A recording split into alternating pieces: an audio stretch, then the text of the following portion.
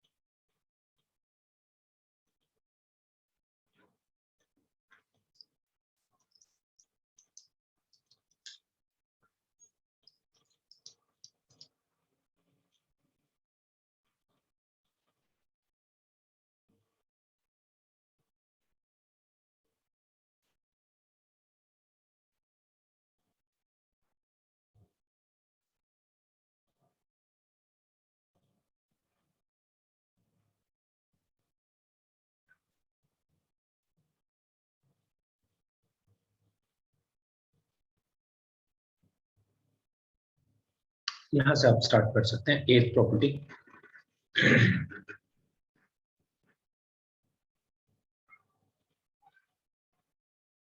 एथ प्रॉपर्टी में बोला जा रहा है एनसीआर को हम और कैसे कैसे लिख सकते हैं, तो इसका प्रूफ भी आपको साथ साथ दिखाया गया। क्या हमने 7th 6th प्रॉपर्टी इन सबका प्रूफ देखा था क्या? वो वाला जो है अपना, मतलब दो प्रॉपर्टी बेसिकली, तो तीन मैंने इसमें लगवाई होंगी इंपॉर्टेंट। एक NCR is to NCN minus R, काफी इंपॉर्टेंट प्रॉपर्टी है, यूज होती रहेगी बार बार। उसकी एप्लीकेशन भी दिखाई थी नीचे नीचे। अच्छा, इनके प्रूफ नहीं है। तो फोर्थ एक बारी देख लो, फोर्थ, सिक्स्थ एंड सेवेंथ, ये तीनों काफी इंपॉर्टेंट है। फोर्थ, सिक्स्थ एंड सेवेंथ, मैंने इसके एग्जांपल्स भी आपको साथ साथ दिए गए, और आपको इसको एग्जांपल में से आप एग्जांपल्स आपको ये सीखना है कि इसको अप्लाई कैसे करना है, राइट। एट्थ का देखो, सेवेंथ का देखो, मैंने दो तरीके से एग्जांपल दिया। तो सीआर भी हम लिख सकते हैं, एनसीआर को हम सीआर भी लिख सकते हैं। अगर ऐसे लिखा हुआ है कहीं पे भी सीआर, जस्ट इतना ही, तो इसका मतलब है एनसीआर। तो मैंने यहाँ पे लिख के दिखाया आपको, CR upon CR minus one. तो अगर ऊपर और नीचे, एक सेकंड पहले मेरे साथ ये बात समझ लो। सिक्स्थ प्रॉपर्टी ये कहती है कि अगर आप दो कॉम्बिनेशंस को ऐड कर रहे हो, ठीक है, और कॉम्बिनेशंस को ऐड करते हुए ऊपर वाला कोफिशिएंट n यानी कि सेम है दोनों जगह, नीचे वाले दोनों कंसेक्यूटिव, जैसे कि 10c3 10c4, तो आप इसे जोड़ सकते हो, डायरेक्टली ऐड कर दो। कैसे ऐड करना है? अगर ऊपर का सेम है और नीचे के कंसेक्यूटिव है, तो ऊपर वाले में एक बढ़ा दो, यानी कि 10 + 1 11 कर दिया, और नीचे में से जो बड़ा था वो उठा लिया, ठीक है।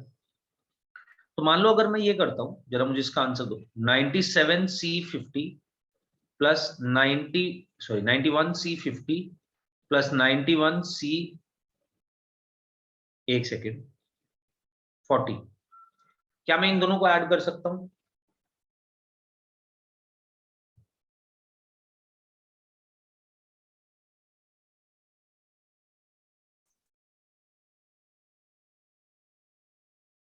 यूजिंग दिस प्रॉपर्टी, जो भी अभी मैंने करा, क्या मैं अभी इसको डायरेक्टली ऐड कर सकता हूं? बताओ मुझे जरा।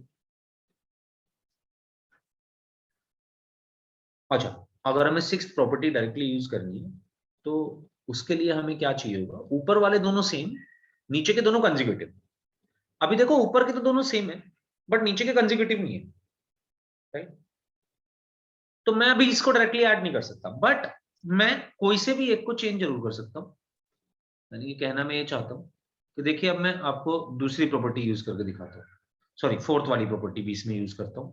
तो 91C40 को या 91C50 को, जिसको आपका मन, किसी भी एक को चेंज कर लो। चेंज करने से क्या मतलब है जी, 91C40 की वैल्यू 91C 91 - 40 लिखी जा सकती है।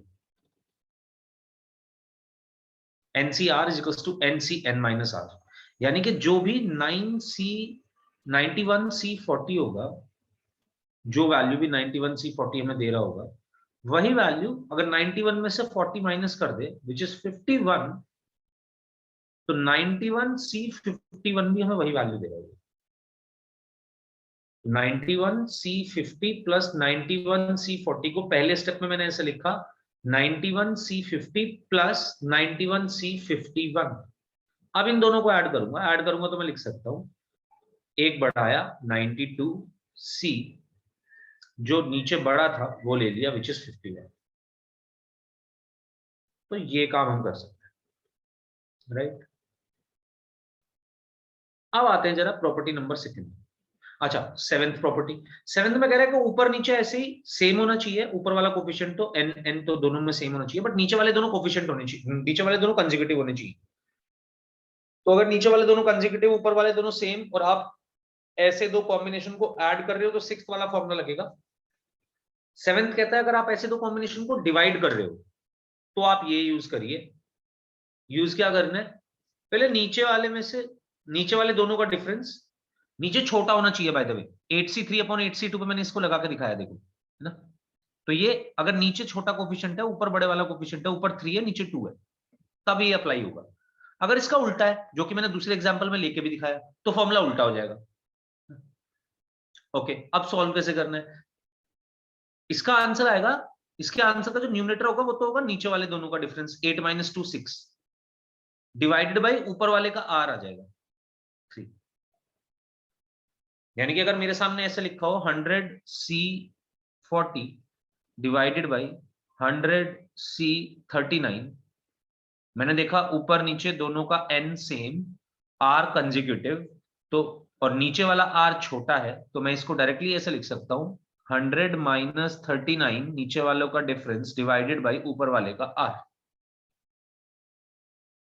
आप इसको चाहे तो प्रूफ भी निकाल सकते हैं, खुद से ही निकाल सकते हैं। एनसीआर को पूरा एक्सपैंड करिएगा, NCR-1 को पूरा एक्सपैंड करिएगा।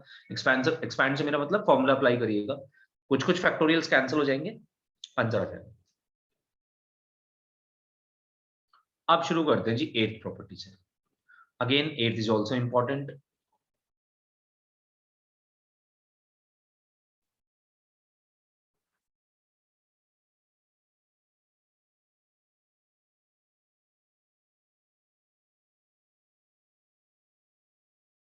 मैंने इसका प्रूफ भी करके दिखाया आपको। n फैक्टोरियल को मैंने लिख लिया n×n-1 फैक्टोरियल, r को लिखा r×r-1 फैक्टोरियल, और नीचे वाले n-r को थोड़ा चेंज करते हुए ऐसे लिख लिया।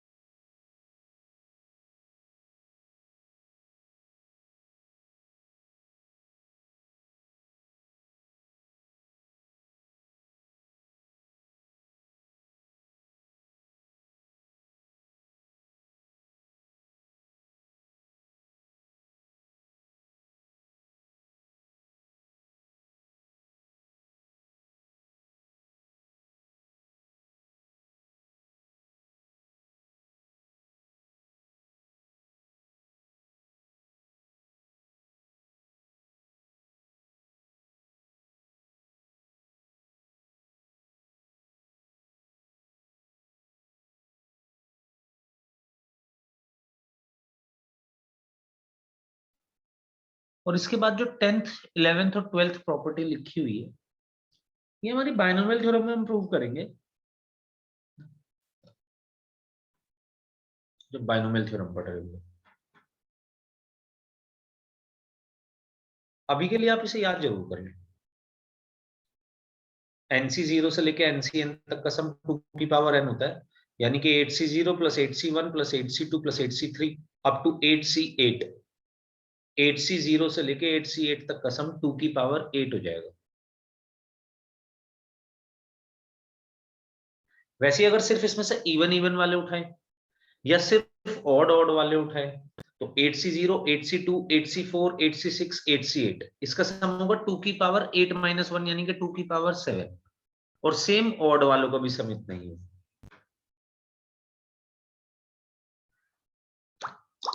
और एक फिर 12th प्रॉपर्टी है कि आप RCR से लेके NCR तक का सम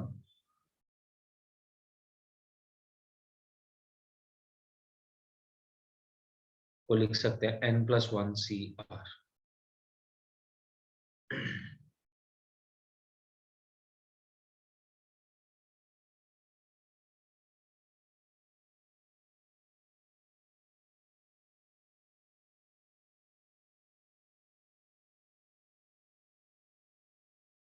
हाँ जी, डन एवरीवन। ओके,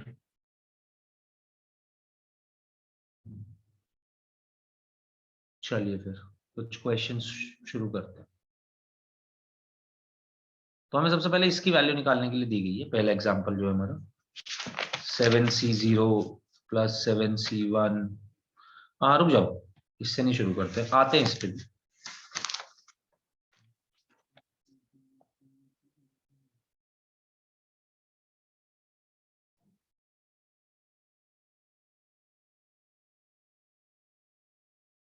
पहले थोड़ी बेसिक प्रॉब्लम करते हैं। कुछ बेसिक प्रॉब्लम्स तो मैंने आपको उसमें करा भी दी, कुछ और करते हैं जिससे कि आप NPR NCR थोड़ा खोलना खालना सीख जाए, थोड़ा उसको अप्लाई करना सीख जाए। तो क्वेश्चन है हमारा पहला, इफ 56p R+6 रेशो। क्या मैंने आपको NPR और NCR को शॉर्टकट में सॉल्व करना सिखाया?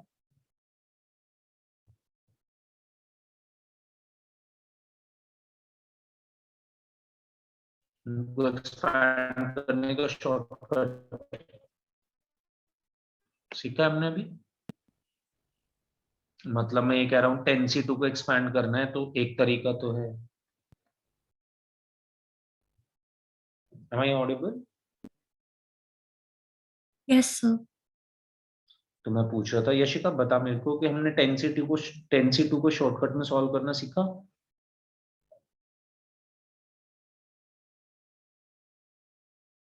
यस सर, मतलब शॉर्टकट से आपका मतलब क्या है? 10C2 को एक तरीका तो ये है कि देख हम 10C2 को ऐसे ओपन कर सकते हैं कि फैक्टोरियल से ओपन करें 10 फैक्टोरियल अपॉन 8 फैक्टोरियल 2 फैक्टोरियल। और दूसरा तरीका ये है कि हम 10C2 को डायरेक्टली ऐसे एक्सपैंड कर सकते हैं कि 10 के फैक्टोरियल को हम ठीक है, नहीं सीखा होगा मैंने। ओके, एक तरीका तो ये है कि देखो 10C2 को मैं ऐसे लिखूं पूरा पूरा फैक्टोरियल की टर्म्स में और ओपन कर दूं। अब इसको सॉल्व करूं, जो भी आएगा आंसर वो आएगा। ये एक तरीका ये है कि सी को ओपन करने के लिए आप 10 को उतनी बार एक्सपैंड करो जितना नीचे नंबर लिखा हुआ है। जैसे 10C2 लिखा हुआ है तो 10 का फैक्टोरियल अगर आप खोल रहे होते तो 10 से लेके 1 तक का सब का प्रोडक्ट लिखते। आप उस फैक्टोरियल की उतनी ही टर्म्स लिखो जितना नीचे नंबर लिखा हुआ है। तो 10 फैक्टोरियल अगर मैं एक्सपैंड करने जाऊं तो बस मेरे को 2 बार ही एक्सपैंड करना है क्योंकि मैं 10C2 निकाल रहा हूं। तो इसको लिख सकता हूं 10 इंटू 9 डिवाइडेड बाई नीचे वाले का फैक्टोरियल। ये आंसर आ जाएगा सीधा 45। इससे थोड़ी सी कैलकुलेशंस बच जाती है। जैसे फॉर एग्जांपल मैं 12C3 को कैलकुलेट करना चाहता हूं तो 12C3 को कैलकुलेट करते हुए 12 को 3 बार एक्सपैंड करूंगा। 12 इंटू 11 इंटू 10 डिवाइडेड बाई नीचे का फैक्टोरियल जो कि होगा 6। 6 से 12 जाएगा 2, 220 आ जाएगा। तो लेट्स से मुझे 10C4 कैलकुलेट करने का है। मैं 10 को 4 टाइम्स एक्सपैंड करूंगा। 10 into 9 into 8 into 7 divided by 4 factorial, तो ये सॉल्व होगा, 3 आएगा, 210 आ जाएगा, 210। इस तरीके से मैं इसको शॉर्टकट से भी एक्सपैंड कर सकता हूं, बस उसके लिए मेरे को दोनों नंबर्स पता होने चाहिए, या एटलीस्ट नीचे वाला नंबर तो पता ही है। अब अगर बात करें हम 10C0 की, तो देखो इसको एक्सपैंड नहीं कर पाऊंगा, मतलब अब इसको समझने का तरीका ये है,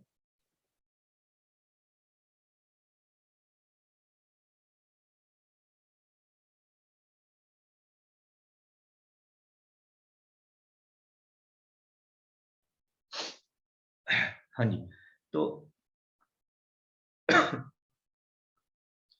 10C0 को समझने का तरीका ये है कि या तो आप ऐसे देख लीजिए इसको, या तो आप पूरा एक्सपैंड तो कर ही सकते हैं कभी भी, उसमें तो कोई दिक्कत ही नहीं है, पर शॉर्टकट के थ्रू कैसे जाएंगे, तो 10 का फैक्टोरियल 0 टाइम्स एक्सपैंड करना है, यानी कि 10 का फैक्टोरियल एक्सपैंड ही नहीं करना है, तो ऊपर लिख दिया 1, ऊपर कुछ नहीं, नीचे लिख दिया 0 का factorial which is 0 which is 1, तो आंसर आएगा 1, 10C0।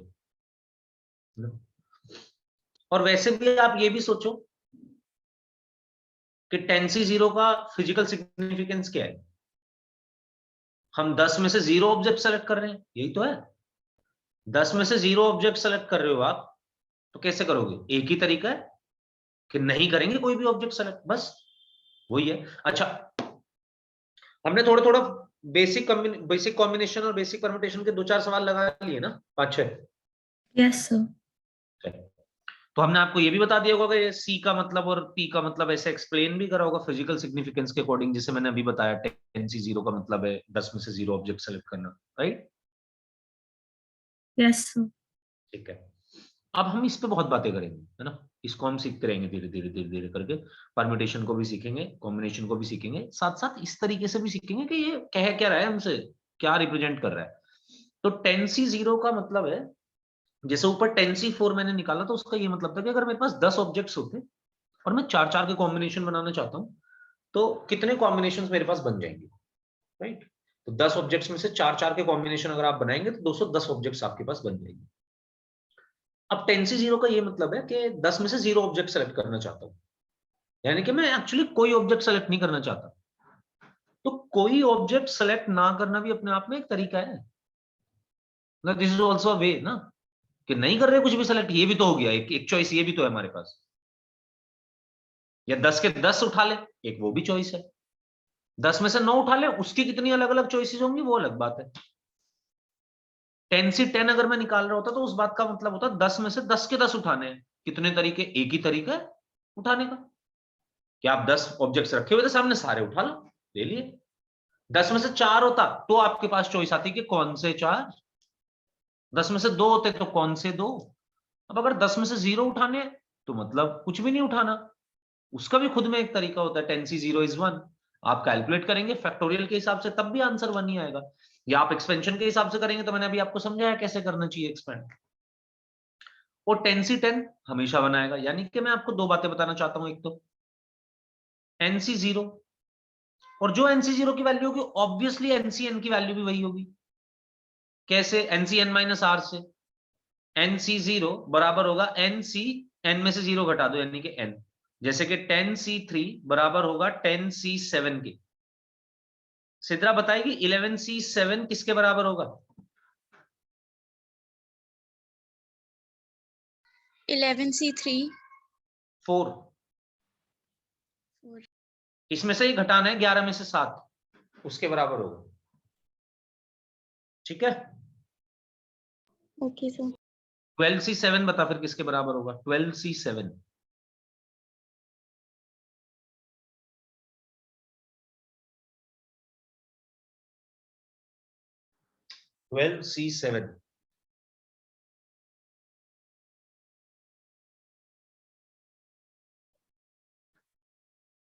हमजा 12C7 किसके बराबर होगा?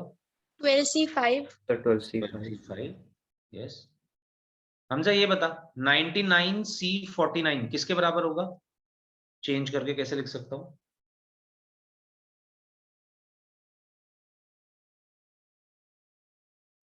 The 99C50.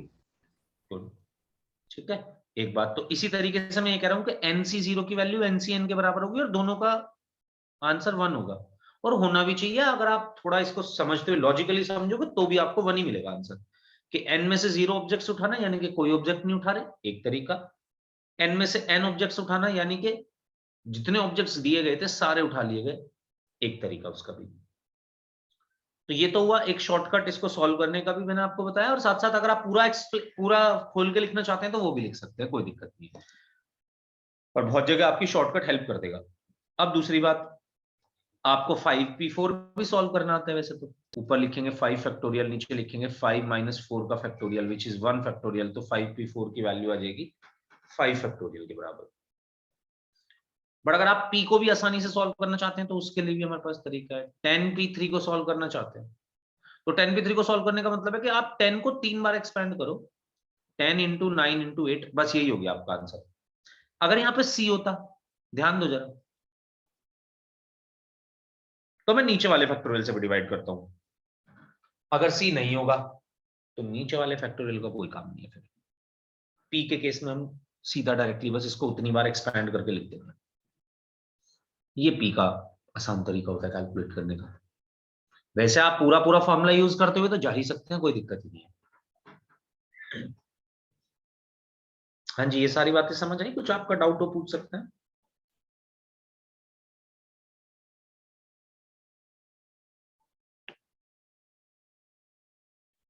ओके, चलिए अब इसे सॉल्व करते हैं। तो हम इसे सॉल्व करने पहुंचे तो हमने कहा जी, एक सेकंड हो जाइए, मैं इसको हटा दूं क्या सबको? कोई बचा है कुछ लिख रहा है तो बता दो मेरे को, ये सारी चीजें मैं हटा सकता हूँ।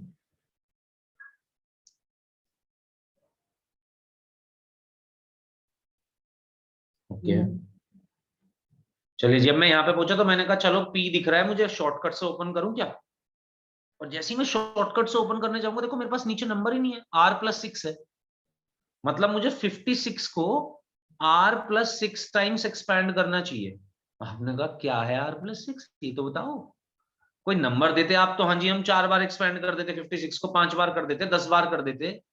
ऐसे कैसे करें आर के टर्म्स में? यहाँ पे नहीं चलेगा, शॉर्टकट पूरा ओपन करना पड़ेगा। तो हमें ये दिया गया है, हमें एन आर की वैल्यू फाइंड आउट करनी है।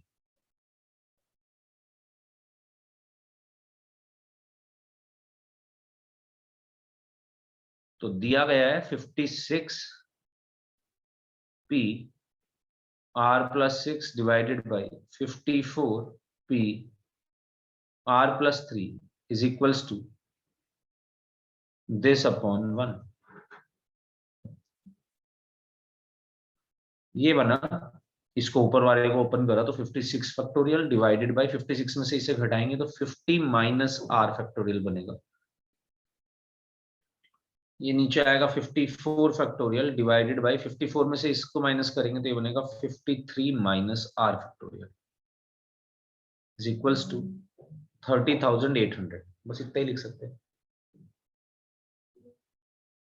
अब मैं इसको और सिंप्लीफाइड फॉर्म में ऐसे लिख सकता हूँ, ऊपर लिख देता हूँ 56 factorial into 53 minus r factorial divided by 54 factorial into 50 minus r factorial. क्या आप लोग इसे सॉल्व कर सकते हैं? खुद से सॉल्व करना है, करो सॉल्व, ट्राई करो।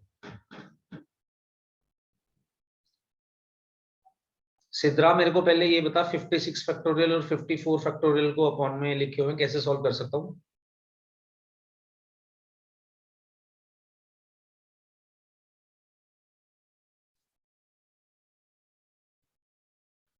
फिफ्टी सिक्स फैक्टोरियल का मतलब है by the way 56 into 55 into 54 into 53 up to 1 तक का प्रोडक्ट। 56 से लेके 1 तक के सारे नेचुरल नंबर्स का प्रोडक्ट। तो वो फर्स्ट वाली लाइन में 54 factorial upon 53 minus r factorial कैसे आया? और 56 अपॉन 50 माइनस 51 आना चाहिए था ना?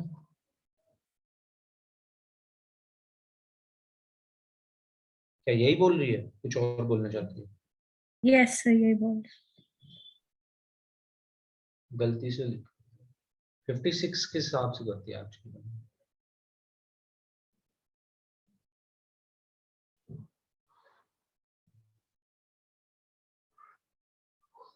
हमजा बताएगा ये कैसे सॉल्व करें? मुझे लगता है काफी आसानी से सॉल्व हो सकता है। क्या तुझे भी ऐसे ही लगता है? और लगता है तो बता दे कैसे होगा।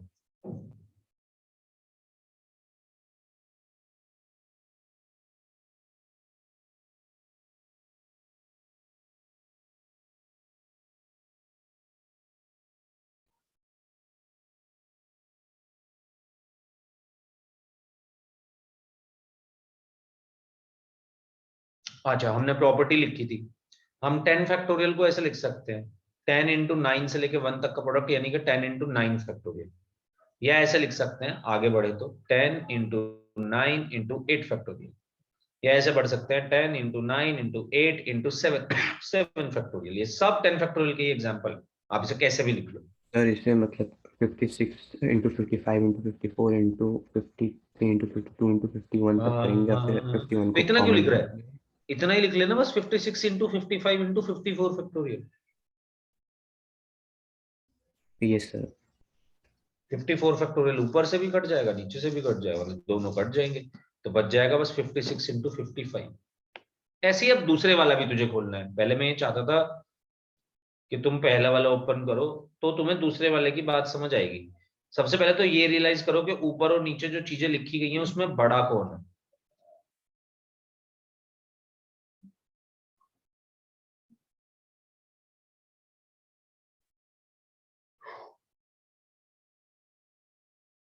यशिका, कौन सा बड़ा है 51 माइनस आर और 50 माइनस आर में?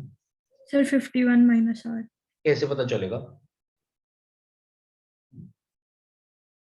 सर अगर हम दोनों से सेम नंबर घटाएंगे तो ऊपर वाला ही बड़ा होगा, क्योंकि या ऐसे देख लो कि आर की वैल्यू रख दो जी, कोई भी आप 10 रख दो, तो 41 फैक्टोरियल अपॉन 40 फैक्टोरियल बन रहा है, क्लियरली ऊपर वाला ही बड़ा है। अच्छा चल, तो मुझे इसे ओपन करके दिखा। मुझे ये बता 51 माइनस आर फैक्टोरियल को मैं कैसे लिखूंगा ओपन करूंगा तो? बता। Sir 51 minus R fact into 50 minus R factorial. बिल्कुल लिख सकते हैं, पर सही कह रही है तू, पर सिद्रा को तो नहीं आएगी अभी ये बात समझ, जिसको जिसको नहीं पता अभी कि कैसे हम फैक्टोरियल को ओपन करें। तो फंडामेंटली अगर हम इसको ओपन कर रहे होते, पूरा लिखते अगर 1 तक, तो कैसे कैसे करते हुए लिख रहे होते, ये बता मुझे। सर एक एक नंबर माइनस करता एक है। एक नंबर माइनस करते जाएंगे, है ना? यस अगले सर। वाले में लिखते 51 माइनस आर माइनस 1, ये आ जाता 50 माइनस आर। फिर अगले वाले में करते 51 minus R minus 2 up to 1 तक जाते।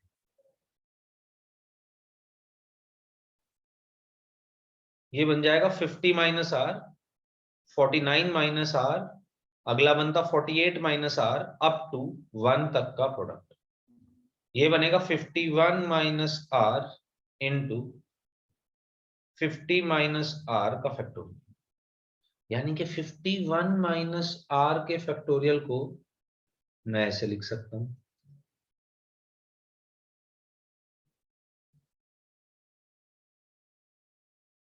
क्यों लिख सकता हूं, इसका रीजन मैंने अभी नीचे दिया।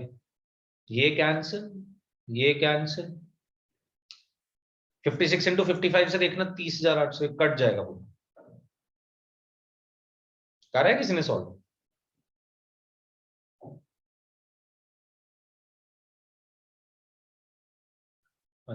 छ 1 6 0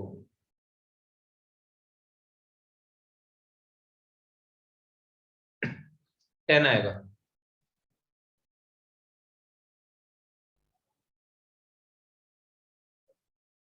आप 11 से और 5 से डिवाइड कर सकते हो पहले इसको, जिससे कि 55 से पूरा पूरा डिवाइड हो जाए।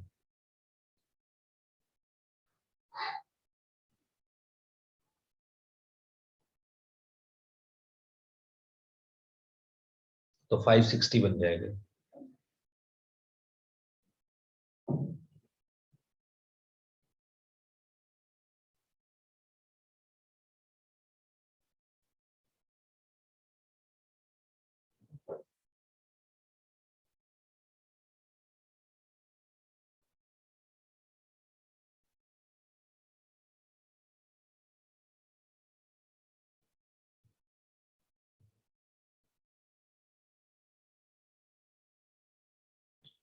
इस तरीके के क्वेश्चन हमारे पास आ सकते हैं।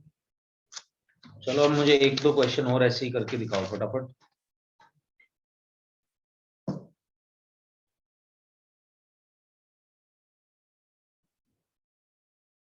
हटा दूं मैं इसको?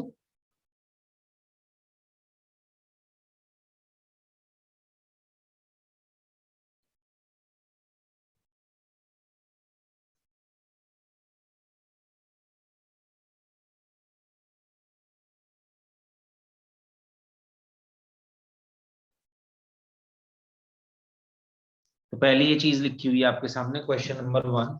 इसका सॉल्यूशन भी दिया गया है, आप सॉल्यूशन पे ना जाते हुए पहले क्वेश्चन लिख लें।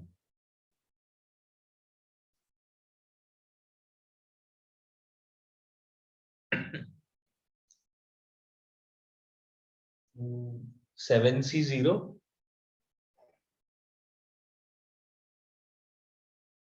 प्लस 7C1, ऐसी अगले वाले में दिया गया 7C1 प्लस 7C2। बहुत सारे ब्रैकेट्स दिए गए, टू बी स्पेसिफिक 7 ब्रैकेट्स दिए गए। आप यहां से शुरू कर सकते हैं, पहली टर्म 0 से शुरू हुई थी और लास्ट में पहली टर्म 6 तक जा रही है, तो 0 1 2 3 4 5 6 7 टर्म्स हो गई।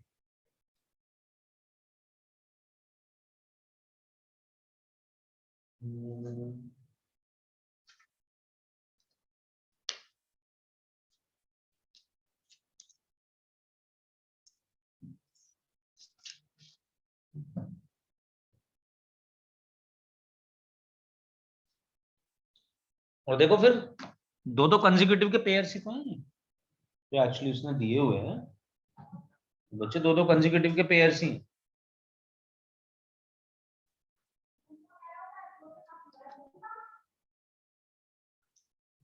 तो इस पे फॉर्मूला अप्लाई करा, फिर दूसरे पे भी करा, फिर तीसरे पे भी करा, ऐसी लास्ट वाले पे भी करा, ऐसी कुछ सीरीज बन गई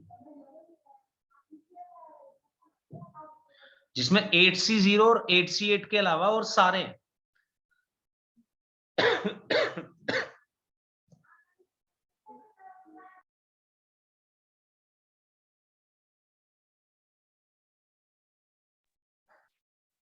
हे भाई, सॉल्यूशन समझना नहीं है, सॉल्यूशन समझाने के लिए नहीं दिया क्वेश्चन, खुद से सॉल्व करने के लिए दिया। CR7 समझ रहे बात? Yes sir. खुद से सॉल्व करना है। और कतर में तो वर्ल्ड कप हो रहा है नेक्स्ट ईयर, जा रहा देखने? सर अगले साल इंडिया ही आना होगा, कतर क्यों जाऊंगा मैं। बड़े महंगे टिकट्स हैं यार, मैंने देखे थे सेमीफाइनल फाइनल्स के ड्रॉ, जो भी ये आया है ना उसमें, मतलब ड्रॉ में डाल दिया था तो 4 लाख का टिकट बता रहा। मैंने कहा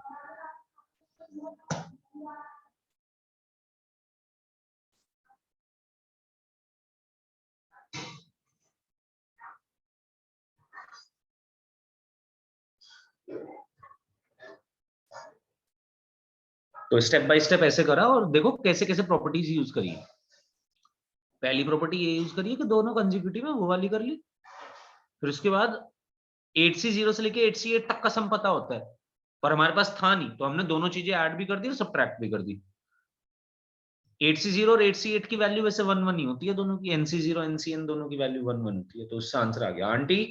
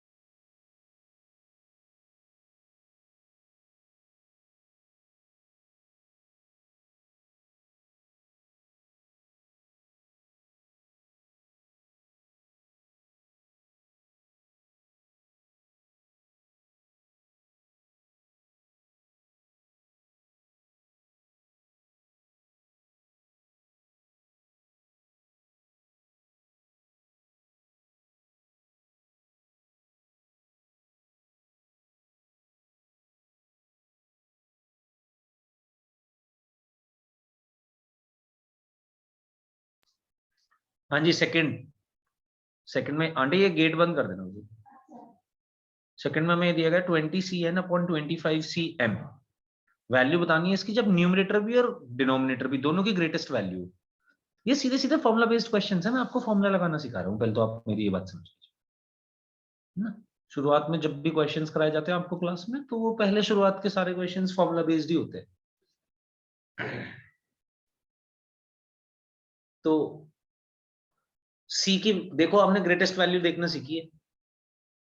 बताएगा कोई मुझे एन की क्या वैल्यू लेनी चाहिए और एम की क्या वैल्यू होनी चाहिए? देखो प्रॉपर्टीज पलट के फटाफट बताओ, क्या होनी चाहिए एन की वैल्यू, एम की वैल्यू क्या होनी चाहिए?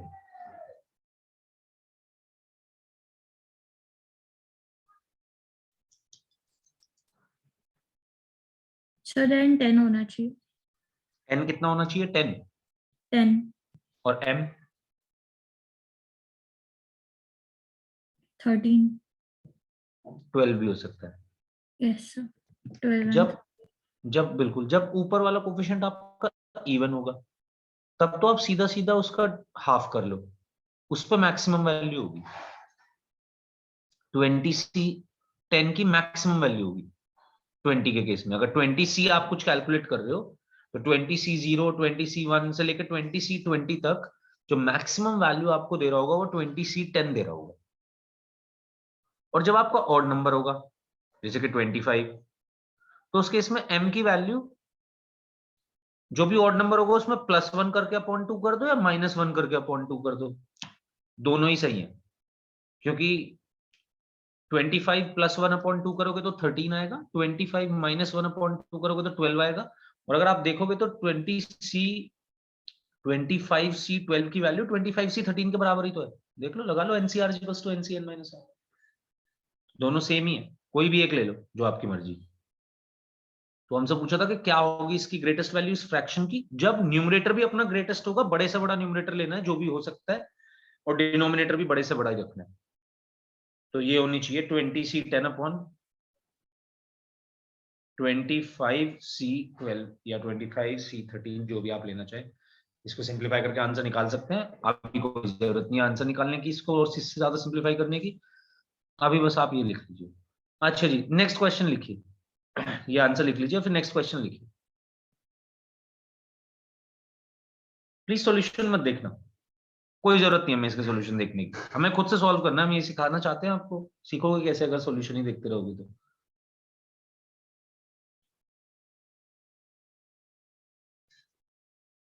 और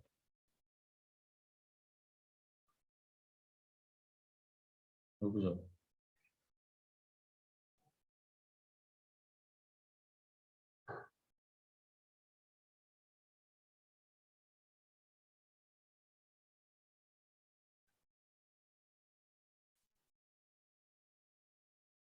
तो यहाँ पे लिखा हुआ है the value of n for which n-1c4 -n-1c3 -5/4 n-2 p2 is less than 0, जहां पे ऑब्वियसली n की वैल्यू नेचुरल नंबर ही हो सकती है।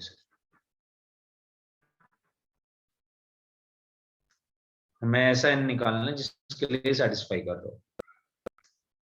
तो कुछ नहीं, आपको ये पूरा सिंप्लीफाई करना पड़ेगा, n-1c4 को ओपन करना पड़ेगा, और मैं इसको हटा रहा हूं। क्वेश्चन तो आपने ही करना है ये पूरा सॉल्व। देखो, और ऐसी बात है कि आप ये कर सकते हो क्वेश्चन सॉल्व, इसलिए मैं चाहता हूं कि आप करें सॉल्व। कोई ऐसा सवाल नहीं है इसमें, कोई ऐसी बात नहीं है इसमें।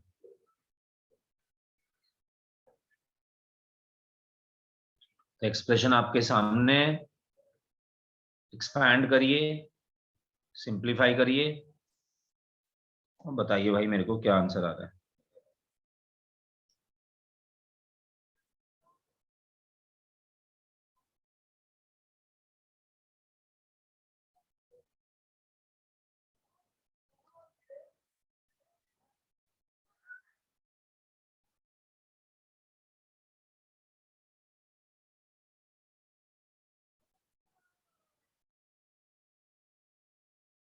शॉर्टकट से कर सकते हैं, देखिए इस बार एक्सपेंड, क्योंकि नीचे वाली वैल्यू दी गई है, तो इसका मतलब n-1 के फैक्टोरियल को 4 बार ओपन करो बस, और नीचे कर देना अपॉन 4 फैक्टोरियल। सिमिलरली दूसरे वाले में n-1 के फैक्टोरियल को 3 बार ओपन करना होगा बस, और नीचे लिख देना 3 फैक्टोरियल।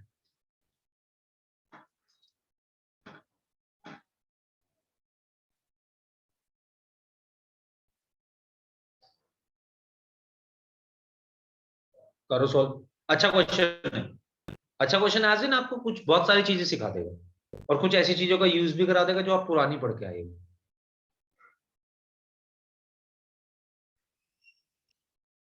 सिद्रा और हमजा तुम दोनों से पूछा जाएगा आंसर।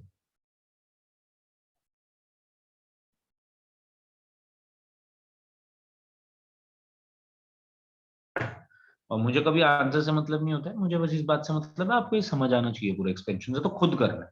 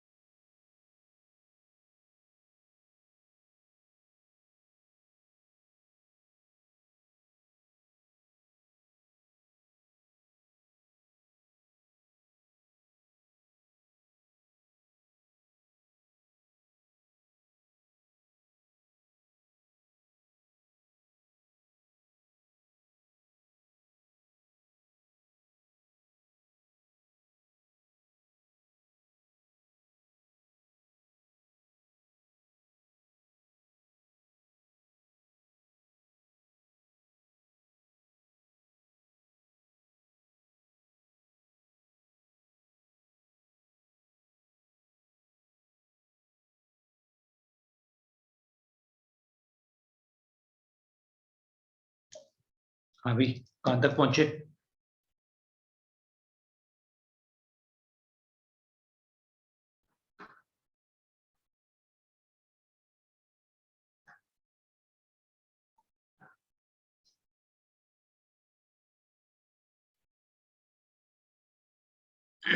सिद्रा सॉल्व हो रहा है?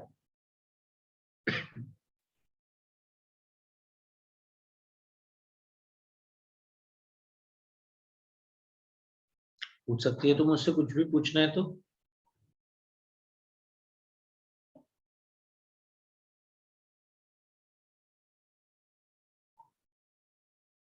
हमजा, सॉल्व हो रहा है? कहां तक पहुंचे, बड़े कुछ आगे?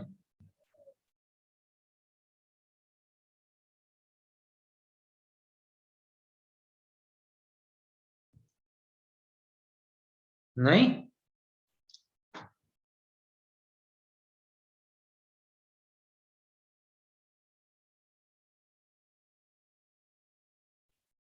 नो, आंसर ये नहीं होगा। आंसर तो समझना क्या होगा। अब डोमेन भी तो सिखाना था तेरे को, एनसीआर एनपीआर का। और तो डोमेन रेंज सीख ली है, इसका भी तो अपना डोमेन रेंज होता है। अच्छा, ठीक है, ठीक है सिद्रा, सही जगह पहुंच गई तू। हमजा, कहाँ पहुंचे भाई, बता जरा मुझे। ये दोनों तो पहुंच गए हैं काम भर की जगह, जहां तक पहुंचाना है।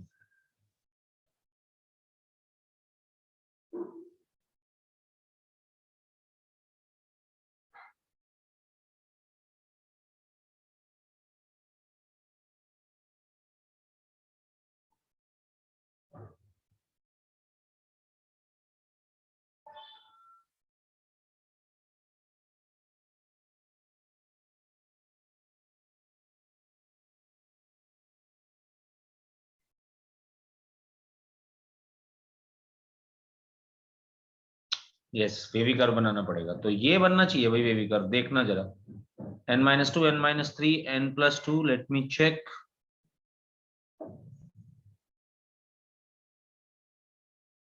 हाँ ठीक है, n-11। तो ये सॉल्व होके भाई यहाँ पे बनेगा n-2 n+2 n-3 n-11 less than 0। हमने बनाया वेवी कर्व। सीधा इसके बाद वेवी कर्व बनाना पड़ेगा, -2 2 3 11। n के सारे कोफिशिएंट्स पॉजिटिव हैं, हर कोई लीनियर फैक्टर है, बना दिया wavy curve starting from plus minus plus minus plus.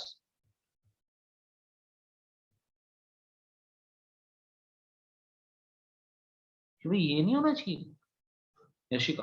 Answer तो -2 to 2 से लेके 3 to 11 होना चाहिए ना। सर मेरा n+2 की जगह n-2 आ गया, मैंने एक जगह प्लस माइनस में गड़बड़ कर दी, दोनों -2 आ गया मेरे n-2। बट तब भी गड़बड़ है इसके बाद भी। अब n ने तो ये आंसर दे दिया, तुझे पता होना चाहिए n क्या क्या वैल्यूज दे सकता है। ये देख, हमने अभी थोड़ी देर पहले प्रॉपर्टीज में लिखवाया था कि एनपीआर और एनसीआर दोनों में n, r की वैल्यू होल नंबर होनी चाहिए।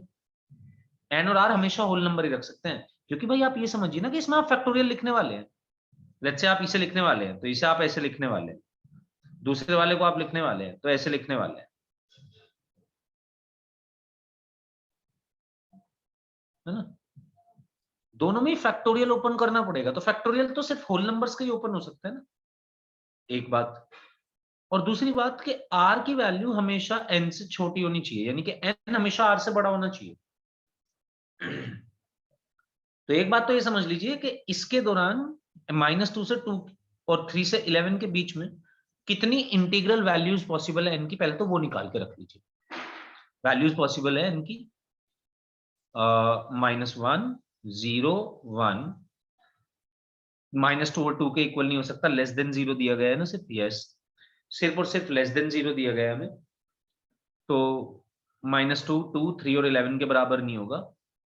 इसके बाद ये आएगा 4 5 6 7 8 9 10। इतने आंसर्स इसके अकॉर्डिंग पॉसिबल हो सकते हैं। बट दोस्त यहां से आंसर नहीं निकलेंगे, अब मुझे वापस इस पे जाना पड़ेगा। क्या सोचना पड़ेगा? देखिए n-1 एक बात तो होल नंबर होना ही चाहिए, यानी कि अगर n-1 होल नंबर होना चाहिए तो n-1 की वैल्यू 0 से बड़ी, 0 या 0 से बड़ी कुछ भी पॉसिबल है, और होल नंबर ही होना चाहिए। तो n कोई ना कोई पॉजिटिव इंटीजर ही होना चाहिए 1 से बड़ा इसके हिसाब से। तो यहाँ पे देखो कितनी कंडीशन हमें लिखनी पड़ेंगी। जब भी हम एनपीआर या एनसीआर का डोमेन डिफाइन कर रहे हैं तो हमें ये बोलना पड़ेगा n should be greater than equal to 0, r should be greater than equal to 0, n minus r should be greater than equal to 0, या n should be greater than equal to r, और साथ साथ n और r दोनों होंगे whole number. तो यहां पे अगर मैं इसका डोमेन देखूं, ये जो लिखा हुआ है, एक जगह n माइनस 1 यूज हुआ, तो ये ग्रेटर देन इक्वल टू 0 होना चाहिए, यानी कि n की value greater than equal to 1 होनी चाहिए। यहाँ पे भी n माइनस 1 यूज हुआ, उसका भी सेम बनेगा। यहाँ पे n माइनस 2 यूज हुआ, तो n माइनस 2 भी ग्रेटर देन इक्वल टू 0 होना चाहिए, यानी कि n greater than equal to 2 होना चाहिए।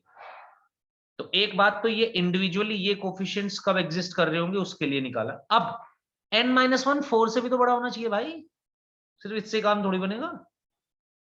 और आपने n माइनस 1 की वैल्यू मान लो n को रख दिया 3, तो ये बन जाएगा 2c4। क्या 2c4 क्या होता है?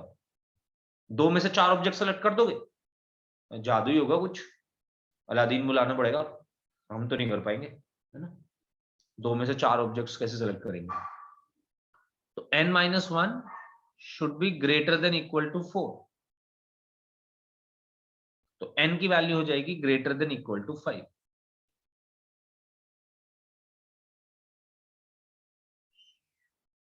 यहां पे n माइनस 1 की वैल्यू होनी चाहिए ग्रेटर देन इक्वल टू 3। लिखना चाहो लिख लो, पर लिखने की जरूरत है नहीं, क्योंकि n माइनस 1 आपने already greater than equal to 4 ले लिया है पहले वाले केस के लिए। तो n minus 1 greater than equal to 3 भी लोगे तो वो n greater than equal to 4 लेगा, जिससे पहली बड़ी वैल्यू हम ले चुके हैं। ऐसे ही यहां पे आ जाओ। अब ये कह रहा है n माइनस 2 की वैल्यू 2 से बड़ी होनी चाहिए थर्ड वाले को एग्जिस्ट करने के लिए, यानी कि n की वैल्यू 4 से बड़ी होनी चाहिए। अगर आप चारों केसेस को देखेंगे तो n की वैल्यू 5 से छोटी नहीं रख सकते हैं। 5 से छोटी रखेंगे तो बनेगा नहीं। तो 5, 6, 7, 8, 9, 10, ये 6 वैल्यूज पॉसिबल है।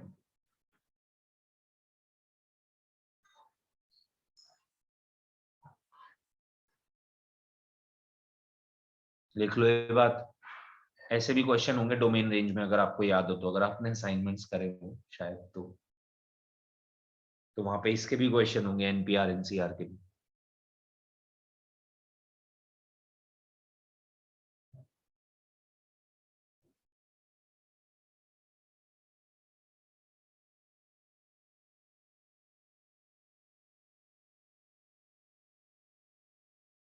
तो यार इस तरीके से हम इसके क्वेश्चन सॉल्व कर सकते हैं।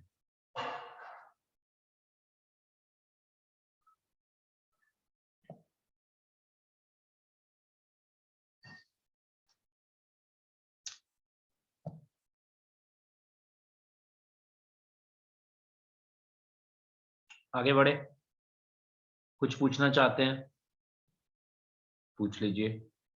आप जब ऐसे केसेस में आंसर निकाल लें तो वापस डोमेन पे भी जाएं, एनसीआर एनपीआर के। डोमेन भी इंपॉर्टेंट है फाइंड आउट करना, डोमेन इज क्रिटिकली इंपॉर्टेंट, क्योंकि अगर आप रखेंगे नहीं इनकी वैल्यू जो सेटिस्फाई कर रही है उसको, तो उस केस में आप आंसर गलत कर देंगे।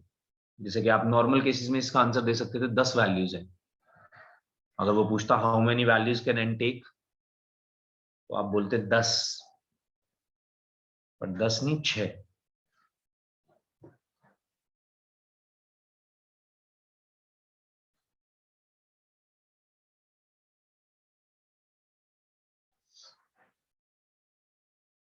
ओके चलिए जी, तो ये तो हुई हमारे प्रॉपर्टीज का खेल कमाल। और उस पर बेस्ड कुछ क्वेश्चंस आप शुरू करते हैं जी नेक्स्ट काम। अब आज का अपना टारगेट होगा यार परम्यूटेशन खत्म करना। सॉरी खत्म तो नहीं हो पाएगा खैर, तो ज्यादा बड़ा टारगेट बना लिया हमने।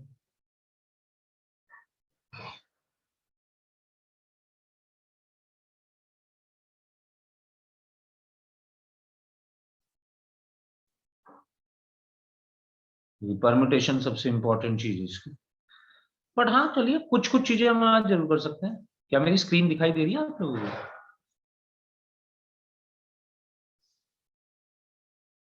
क्यों भाई? No sir.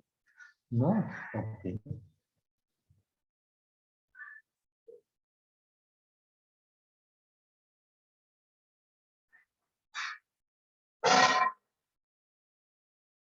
अभी यस सर।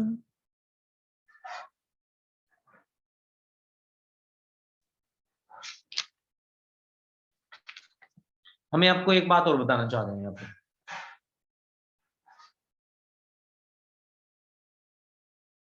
ये एक फॉर्मूला है, पूछता पूछता नहीं कोई क्वेश्चन, इसके एक आध क्वेश्चन आपको मिलेगा, कहीं दिखेगा तो लिख लो उसके लिए।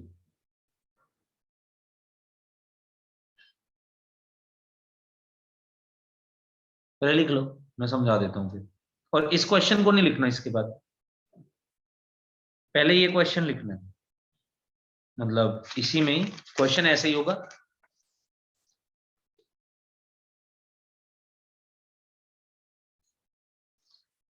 The sum of all the numbers that can be formed with the digits, question कुछ ऐसा होगा, मैं लिख देता हूँ, आप करो।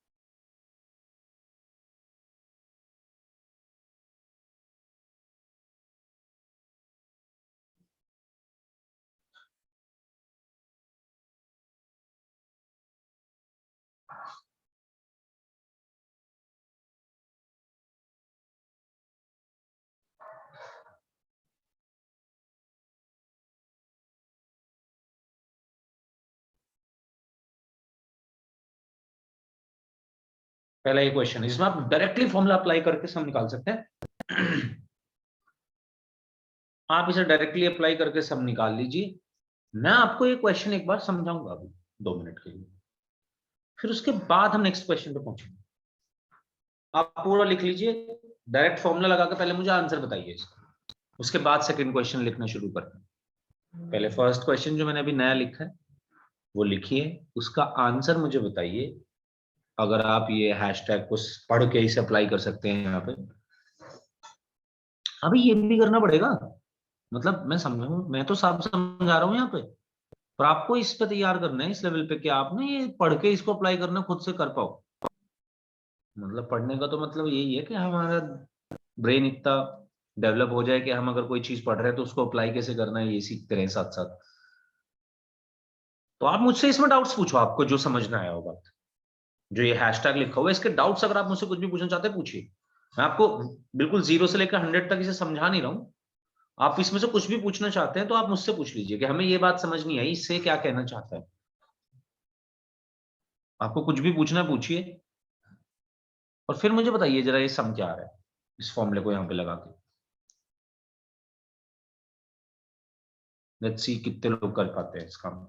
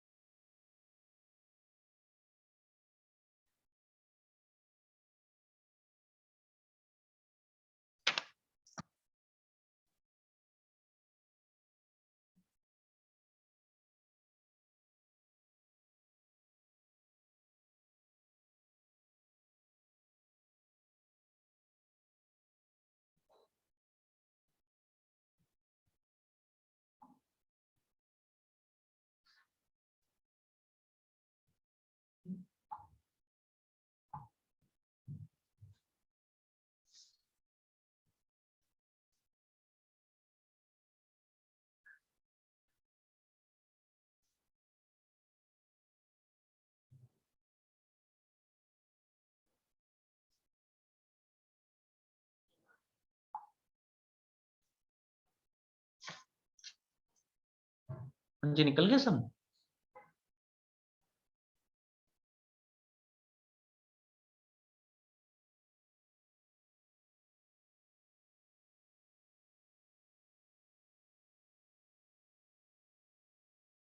नहीं,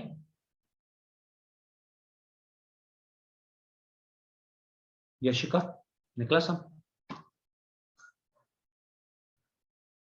ये समझ नहीं आया कैसे अप्लाई करना है? सर 1 3 3 3 2 4 1 3 3 2 4। सर 3 times 3 अच्छा नहीं, ध्यान से देख, फिर से कर, सही कर रही है, कुछ गलत कर रही है।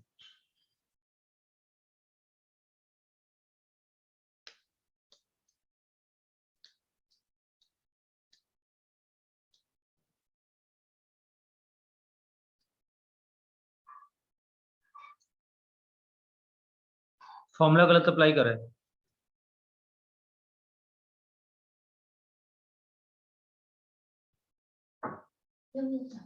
Thank you Sidra. सर 93324 हाँ 93324 बिल्कुल। सिद्रा, हमजा, पहले मुझे ये बताओ फॉर्मूला अप्लाई कर पा रहे हो? बात समझ आई है तुम्हें क्या हुआ है यहाँ पे? एक बेटे बिना बोले काम नहीं चलेगा। CR7 के फैन और हैं मेसी के फैन करते हैं तो बोलना बोलना कम। हम होते हैं भाई थोड़े हम्बल लोग, तुम तो वैसे ही एरोगेंट हो। अब तुम बात भी नहीं करोगे। अच्छा इसीलिए बात नहीं करोगे, एरोगेंट हो तो। ओ ओके। नहीं तो मुझे स्टेप्स समझ में नहीं आ रहे इसके। मुझे ये बता तुझे क्या बात समझनी है? मुझे पहले ये समझा तुझे इस बात समझ आई कि जो मैंने हैशटैग दिया,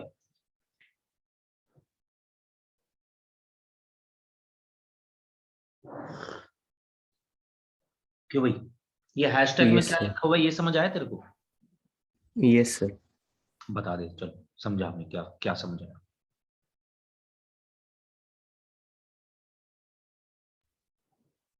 सर n-1 की जगह पे जो उसका सम है, मतलब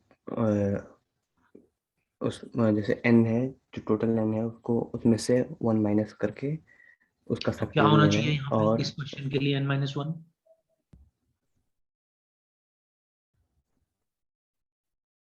n क्या है यहाँ पे, बस मुझे ये बता दे। सर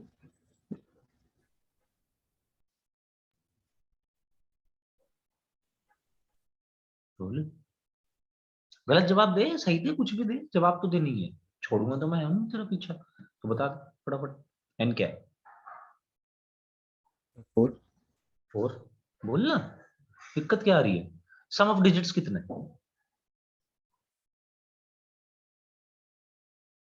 14 14। एक ये 1 1 1 1 1 1 कितने टाइम्स आना चाहिए? 4 टाइम्स। n टाइम्स आ रहा है, यानी कि 4 बार 1 लिखना पड़ेगा। तो इसको ऐसे समझ ले पहले तो, देखिए जो अगर तू ये बात करे कि हमें कैसे निकालना, फॉर्मूला कैसे अप्लाई करना, कुछ नहीं है। सॉरी, फॉर्मूला अप्लाई करने में तो ये है भैया आंसर कि NF4। Sidra Yes, sir. ये बात समझ आई जो अभी हमने इससे करी? सब अच्छे से समझ में नहीं आ रहा मुझे। हाँ तो मुझसे बोलना। अरे बात तुझे बताएगी नहीं तो फिर तो नहीं आएगा समझ में, तू बताएगी तो बिल्कुल आएगा। मैं तुझे 4 बार भी समझाऊंगा, कोई दिक्कत नहीं है, मेरे को कोई दिक्कत नहीं है। तू ऐसे कभी मत सोचियो कि तुझे बोलने, जो क्वेश्चन ऐसा होगा ना जो मैं नहीं, जो तुझे नहीं समझ आया एक बारी बाद, और जो मुझे लगता है कि तुझे तेरा समझे बिना काम चल जाएगा, मैं तुझसे बोल दूंगा, तू छोड़ दे, टेंशन मत ले। तुझे ये डिसाइड नहीं करना, मुझे करना है डिसाइड तुझे कौन सा क्वेश्चन समझना है कौन सा नहीं समझना। कुछ क्वेश्चन में ज्यादा ऊपर लेवल के करा देता हूँ, वो ठीक है, नहीं भी आते समझ चलेगा, कोई बात नहीं, मेंस में नहीं आएगा वो क्वेश्चन, वो एडवांस के लिए कराया गया था। वो कभी आ जाएगा समझ, जब धीरे धीरे पहले हमें थोड़े बेसिक्स क्लियर हो जाएंगे। पर तू मुझसे बोल दिया कर, तो पहले ये वाली लाइन बता, चल ये समझ मेरे साथ, हैशटैग में क्या लिखा हुआ है। ये कह रहा है sum of all the numbers, उन सारे नंबर्स का sum that can be formed with n digits, जो n डिजिट्स के साथ बन सकती है, और n की n डिजिट्स नॉन जीरो होनी चाहिए। जैसे देख नीचे दिया गया है 4 डिजिट से, 2 3 4 5, 4 डिजिट्स हैं आपके पास। इन 4 डिजिट से जितने नंबर्स बन सकते हैं बिना रिपीटिशन अलाउड किए, उन सारे नंबर्स का सम अगर हमें निकालना है तो हम इस फॉर्मूले से निकाल सकते हैं। ये कह रहा है। यानी कि अगर तू ये चाहती है कि 2 3 4 5 मैं इन चार डिजिट्स को यूज करते हुए जितने भी 4 डिजिट नंबर बना सकती हूं, उन सब का अगर सम निकालना हो तो तू इसको फॉर्मूला लगा दे। कैसे लगाएगी? n की वैल्यू है 4, यानी कि डिजिट्स मेरे पास अवेलेबल है 4, तो ये हो जाएगा 4 - 1 का फैक्टोरियल यानी कि 3 फैक्टोरियल इनटू डिजिट्स का सम निकाल, 5 4 9 3 12 और 2 14, sum of all the digits into 1 1 1 1। कितनी बार आएगा 1? उतनी बार जितनी डिजिट्स हैं, 4 बार। ये इसका आंसर हो जाएगा। फॉर्मूला तो ऐसे अप्लाई करना है। सर यहाँ 14 क्यों आया है? 14 आया सम ऑफ ऑल द डिजिट्स। जो भी तू डिजिट्स यूज कर रही है उन सारे डिजिट्स का सम क्या है। तू यूज कर रही है 2 3 4 5, ठीक है। Yes sir. बट हमें फॉर्मूला अप्लाई करना ही थोड़ी सीखना है। ये तो हम बुक पढ़ के सीख ही जाएंगे, मेरा क्या फायदा फिर। हमें सीखना है कैसे आया फॉर्मूला। अब इसका एक छोटा एग्जांपल लेते हैं, उससे हम समझ जाएंगे इस फॉर्मूले को, फिर आप नेक्स्ट क्वेश्चन करेंगे।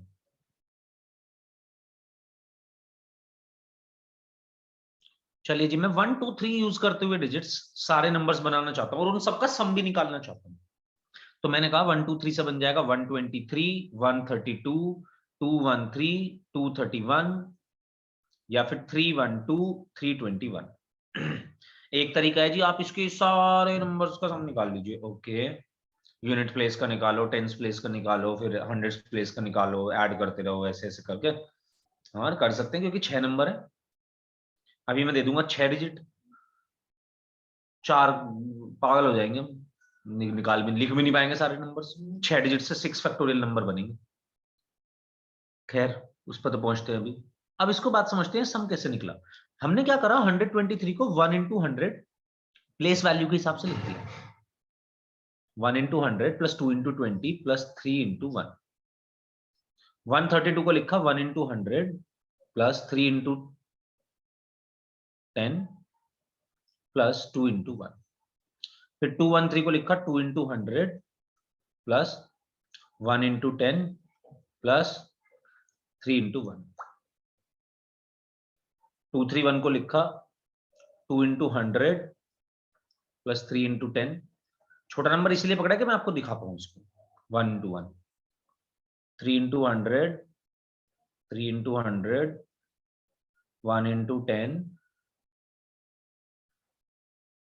2 into 10, 2 into 1, 1 into 1।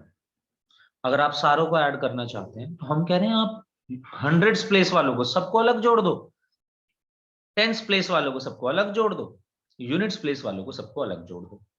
तो हंड्रेड्स प्लेस वालों को जब जोड़ रहे होगे तो 100 कॉमन आ जाएगा। ये बन जाएगा 1 1 प्लस 2 2 प्लस 3 3, यानी कि 2 बार 1 आया है, 2 बार 2 आया है, 2 बार ही 3 आया है, तो 2 भी बाहर निकाल देता हूं, तो 1 प्लस 2 प्लस 3 बन जाएगा।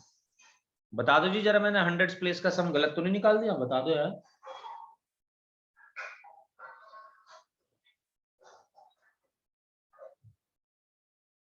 देख लो, हंड्रेड्स प्लेस वालों का सिर्फ सम निकाल रहा हूं। 100 कॉमन आ जाएगा, हर वैल्यू 2 बार आ रही है तो 1 भी ट्वाइस हो जाएगा, 2 भी ट्वाइस हो जाएगा, 3 भी ट्वाइस हो जाएगा। उसमें से भी 2 कॉमन निकाल लिया। फिर मैंने कहा नेक्स्ट वाले में भी तो सेम ही हो रहा है, नेक्स्ट वाले में क्या परेशानी है, यही तो है, ये भी नेक्स्ट वाला भी तो यही तो है। अगर बात करो तो 1 प्लस 2 प्लस 3 तो सबसे ही कॉमन ले सकता हूं, इंटू 2 इंटू बच जाएगा 2 भी सबसे कॉमन ले सकता हूं, 1 प्लस 2 प्लस 3 भी सबसे कॉमन ले सकता हूं, बचेगा 100 प्लस 10 प्लस 1। देखो जो भी आपको अभी हैशटैग में लिखवाया था, sum of all the digits into जितने भी नंबर हैं उससे एक कम का फैक्टोरियल। 3 नंबर थे, 3 में से एक गया तो 2 फैक्टोरियल, जिसकी वैल्यू 2 ही होगी, और ये बनेगा 100 प्लस 10 प्लस 1।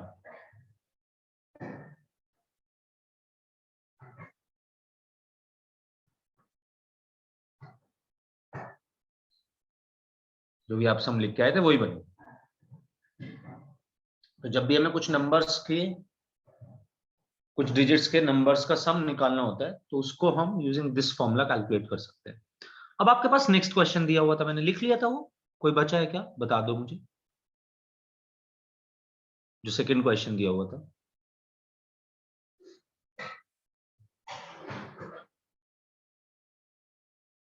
ओके, हटा दूं इसको जो लिखा हुआ है?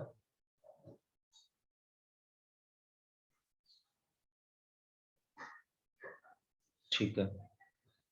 सेकंड क्वेश्चन में 0, 2, 4, 6, 8 से जितने नंबर्स बन सकते हो जो 10,000 से बड़े हो,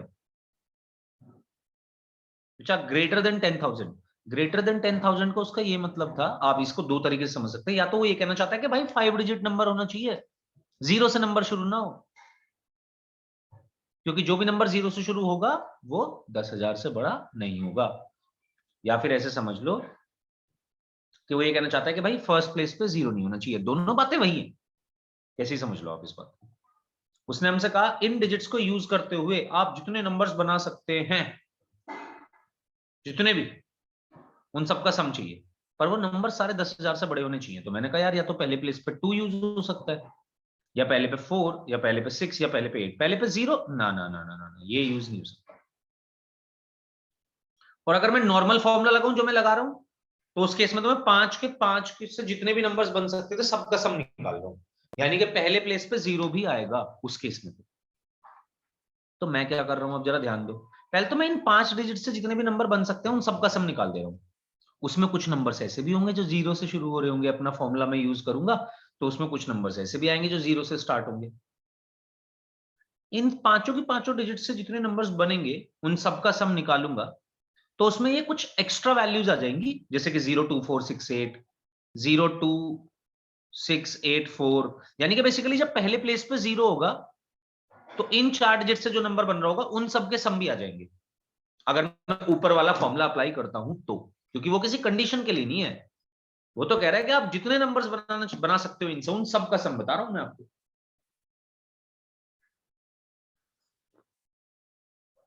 तो वो कुछ ऐसे सम भी बताएगा आपको जो 0 से स्टार्ट हो रहे होंगे।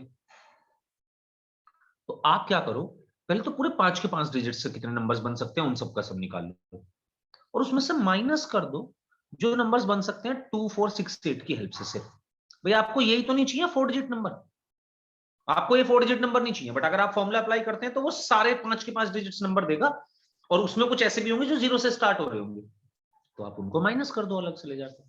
तो वही फॉर्मूला 2 बार अप्लाई कर दो, पहले 0, 2, 4, 6, 8 पांचों के 5 पे, और फिर 2, 4, 6, 8 सिर्फ 4 पे।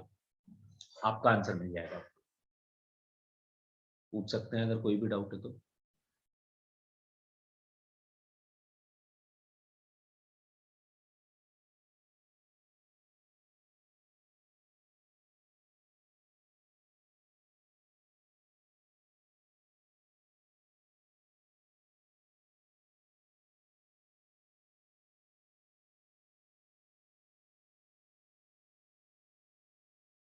सीधा जो हमने फॉर्मूला लगाया ना, जैसे मान ले हम ये फॉर्मूला लगा रहे हैं 0, 2, 4, 6, 8 से जितने नंबर्स बन सकते हैं उन सबका सम बताइए, तो ये पता है हमें कितने नंबर बताएगा? ये बताएगा हमें 120 नंबर। पहले प्लेस पे 5 चॉइसेस, दूसरे पे 4, तीसरे पे 3, अगले पे 2, लास्ट वाले पे 1। यानी कि 5 चीजों को 5 प्लेस पर अरेंज करने के तरीके 5p5 होते हैं, विच इज 120। तो 120 नंबर्स का सम बता देगा हमें, अगर तू फॉर्मूला अप्लाई करती है वो वाला। बट तुझे ये नंबर्स नहीं चाहिए जो 0 से स्टार्ट हो रहे हैं, 0, 2, 4, 6, 8, 0, 8, 4, 6, 2, 0, 8, 2, 6, 4, 0, 6। बहुत सारे बनेंगे, चार लोगों को 4 जगह पे अरेंज करना है। 4 फैक्टोरियल टोटल नंबर्स बन सकते हैं। 24 नंबर ऐसे बनेंगे जो 0 से स्टार्ट हो रहे होंगे। तुझे ये वाले नहीं चाहिए, क्योंकि उसने बोला है कि भाई वो सम बताओ जो हमारा 10,000, जो वो उस नंबर्स का सम निकालो जो 10,000 से बड़े हैं। ये नंबर्स 10,000 से बड़े नहीं है, 4 डिजिट नंबर है, क्योंकि पहले प्लेस पे 0 आ गया। बट अगर तू फॉर्मूला अप्लाई करेगी तो वो तेरे को सारे आंसर्स देगा। तो हम ये कह रहे हैं कि तू फॉर्मूला अप्लाई कर पहले 5 पे, वो तुझे इन सारे नंबर्स के भी सम दे देगा जो तुझे नहीं चाहिए। जो तुझे नहीं चाहिए वो सारे नंबर्स ऐसे हैं जो 0 से स्टार्ट हो रहे हैं। तो तू फिर क्या कर, फिर इन 4 चीजों पे फॉर्मूला लगा दे। यानी कि ऐसा कर, इसमें लिख 4 फैक्टोरियल, इन 5 की 5 डिजिट्स का सम होगा 8 से 20 इंटू 1 1 1 1 1, और इन 4 डिजिट्स का सम होगा 3 फैक्टोरियल सम इनका भी 20 होगा, 1 1 1 1। ये सारे नंबर्स मेरे को घटाने का है जो 0 से स्टार्ट हो रहे हैं, क्योंकि 0 वाले नंबर नहीं चाहिए। तो पहली बार ओवरऑल पे फॉर्मूला लगाया और फिर उसमें से वो वाले माइनस कर दिए जो पहले प्लेस पे 0 से स्टार्ट होते हैं, यानी कि 4 डिजिट से जो नंबर बनेंगे उनका सबका सम माइनस कर दिया। ये कराया मैंने। एक आधी क्वेश्चन मिलेगा इस पे, वैसे ऐसे एज सच कोई क्वेश्चन मिलना नहीं, पुराना टॉपिक है ये। और हमने बता दिया तुम्हें कि भाई तुम देख लो, एक आध क्वेश्चन मिल जाए तो तुमसे रुकना ना चाहिए वो।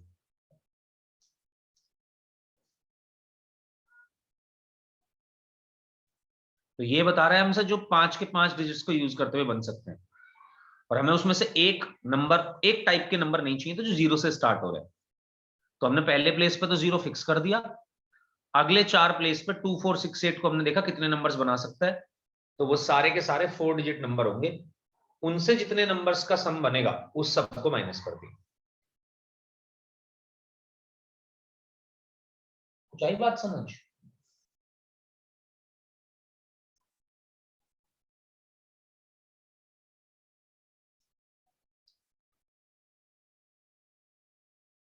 ओके, अब जरा इससे आगे की परम्यूटेशन की कहानी हमारे काम की यार काफी।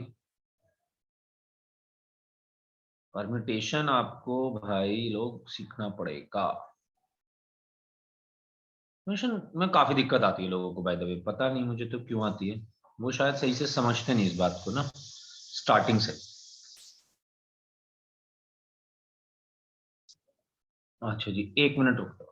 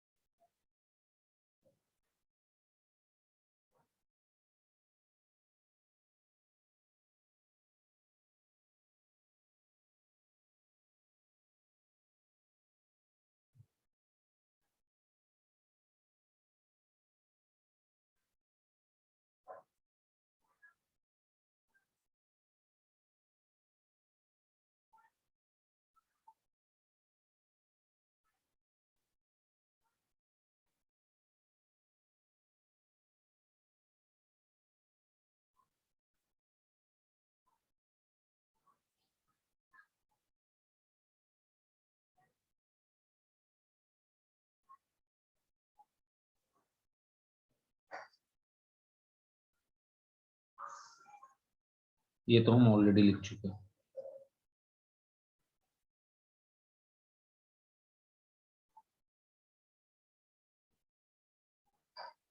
हाँ जी, यहां से लिखना जरा शुरू करिए आप। अरेंजमेंट्स, अब आप हेडिंग डाल सकते हैं।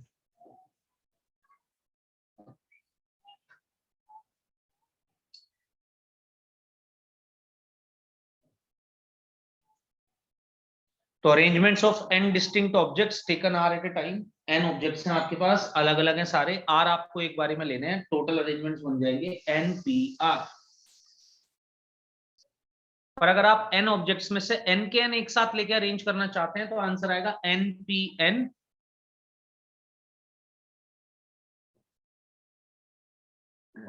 बोले तो एन फैक्टोरियल। इसका मतलब ये आपने दूसरा क्वेश्चन लिखा हुआ है, इसे लिखने की जरूरत नहीं।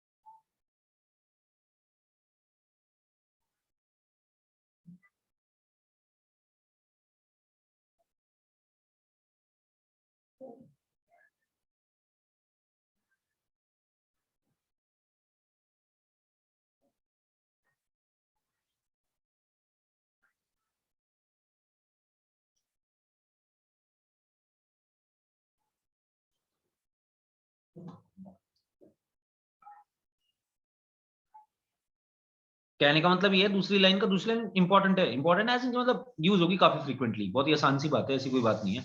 4 डिजिट 4 प्लेस पे अरेंज करनी है, सीधा कर दे 4 फैक्टोरियल। करने को ऐसे भी कर सकता है 4p4 विच इज करेक्ट, पर 4p4 का आंसर 4 फैक्टोरियल है, हम ये बता रहे हैं। npn की वैल्यू n फैक्टोरियल होती है।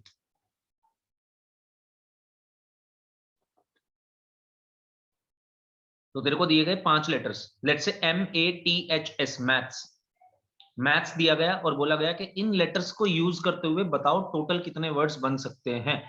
आपने कहा जी 5 लेटर्स है, 5 के 5 अलग अलग है, डिस्टिंक्ट लेटर्स है, तो 5 लेटर्स को यूज करते हुए डायरेक्ट बताओ 5 फैक्टोरियल वर्ड्स बन सकते हैं। यानी कि फैक्टोरियल्स का काम अरेंजमेंट का होता है, इसीलिए 0 फैक्टोरियल की वैल्यू 1 होती है। By the way physical significance ये है, 0 फैक्टोरियल की वैल्यू 1 इसलिए कि आप 0 ऑब्जेक्ट्स को अरेंज कर रहे हैं। 0 ऑब्जेक्ट्स को अरेंज करने का भी एक तरीका हुआ।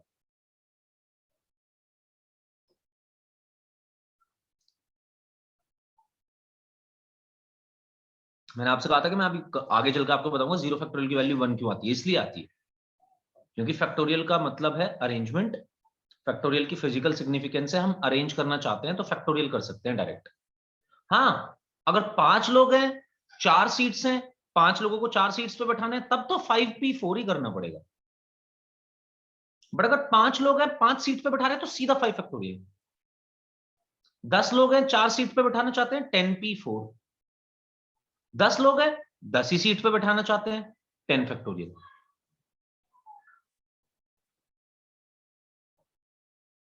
आप जरा नीचे वाला क्वेश्चन लिख लो फटाफट, ये करके लाना है घर से। In a class tournament, the participants were to play one game with another. 2 players fell ill.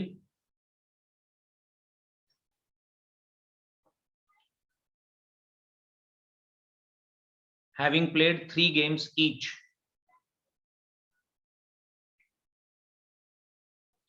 एक टूर्नामेंट था, उसमें कुछ लोगों ने पार्टिसिपेट करा, 2 प्लेयर बीमार हो गए, 3 गेम खेलने के बाद 3 गेम खेलने के बाद दोनों चले गए। हर पार्टिसिपेंट को एक दूसरे के साथ गेम खेलना था। अब आपको बताया गया टोटल नंबर जो गेम्स हुए हैं वो 84 हुए हैं, तो बताइए कितने पार्टिसिपेंट्स थे शुरुआत में। ये क्वेश्चन है, अगली क्लास में आपको करके लेके आना है। इसे लिखते लिखते साथ में मेरी एक और बात सुन लो, पीएनसी बहुत इंपॉर्टेंट चैप्टर है। मतलब इंपॉर्टेंट तो है क्योंकि काउंटिंग आसान करता है, पर बहुत जगह अप्लाई होता है। गेम थ्योरी, गेम थ्योरी एक पूरी थ्योरी है जिसमें गेम्स कैसे हम अरेंज करते हैं। ये फुटबॉल होता है, फुटबॉल में बहुत सारे मैचेस होते हैं। अगर आप लोग फुटबॉल, सिद्रा और यशी का फुटबॉल के बारे में नहीं जानते तो मैं बता देता हूँ, थोड़ा सा आइडिया देता हूँ कि फुटबॉल के मैचेस बहुत ज्यादा है। मतलब football is the most popular game of the world, तो 200 कंट्रीज प्ले करते हैं। तो मतलब इतने सारे गेम्स होते हैं कि उनको अरेंज करना ही बड़ा दिक्कत का काम है। ऐसा नहीं होना चाहिए कि गेम्स क्लैश कर रहे हैं, सेम टीम्स के गेम क्लैश ना कर जाए। कई टूर्नामेंट्स होते हैं अलग अलग अलग अलग एक टाइम पे। तो गेम थ्योरी कहती है कि हम, गेम थ्योरी ये बताती है कि हम किस तरीके से मैच का शेड्यूल करें कि मैचेस आपस में क्लैश ना हो। तो पीएनसी गेम थ्योरी बहुत ही इंपॉर्टेंट चीज है। जैसे आईपीएल के ऑक्शन हो रहे थे अभी, इसमें भी गेम थ्योरी लगती है। मतलब धंधा दोस्त, धंधे में बहुत लगता है पीएनसी, बिजनेस, तो वहां पे हमें ये काफी यूज करना पड़ता है।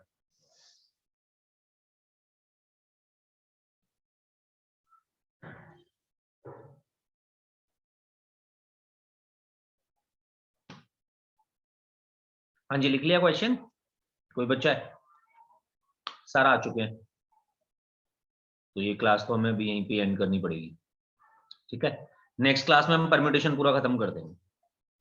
अभी हमें 3 क्लास तो मिनिमम चाहिए यहीं से खत्म करने के लिए। कुछ चीजें हम छोड़ेंगे 20 की, जो एडवांस के टॉपिक होंगे 1-2 अभी छोड़ देंगे, उसे आगे बढ़ जाएंगे पहले चैप्टर्स पर। पहले ये इतना तैयार करना पड़ेगा, मतलब काफी बड़ा चैप्टर है पीएनसी।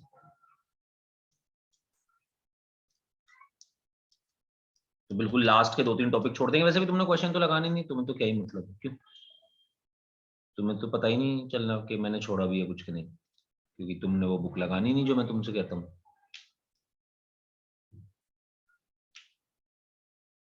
ओके, चलो बाय बाय, फिर मिलते हैं next class. Thank you, sir.